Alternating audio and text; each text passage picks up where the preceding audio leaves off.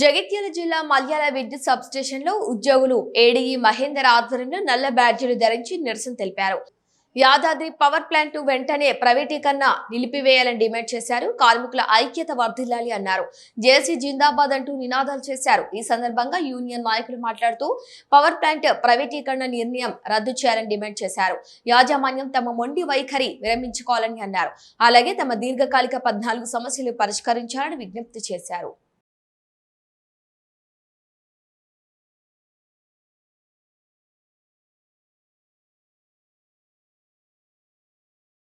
మా అన్నగారు మల్యాల్ ఏడీ గారి ఆధ్వర్యంలో హాజరైన మీ అందరికీ హృదయపూర్వకంగా విప్లవ అభివందనాలు తెలియజేస్తూ, ఏదైతే యాదాద్రిలో విద్యుత్ పవర్ ప్లాంట్లో ఉన్న గ్యాస్ హ్యాండింగ్ ప్లాంట్లు అండ్ కోల్ హ్యాండింగ్ ప్లాంట్లను ప్రభుత్వము కానీ యాజమాన్యము ప్రైవేట్ చేద్దామని చెప్పేసి మొన్న టెండర్ను కాల్ఫర్ చేయడం జరిగింది.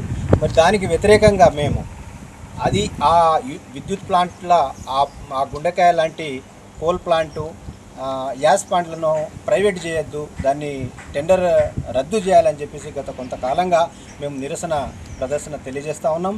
ఎవరికి ఇబ్బంది కాకుండా, ఎందుకంటే ప్రజలకు ఎలాంటి ఇబ్బంది లేకుండా అన్ని పనులు చేసుకొని ఈ భోజన విరామం సమయంలో ఈ నిరసన కార్యక్రమము శాంతియుతంగా చేస్తున్నాము. అయినప్పటికీ యాజమాన్యంలో ఎలాంటి స్పందన లేదు.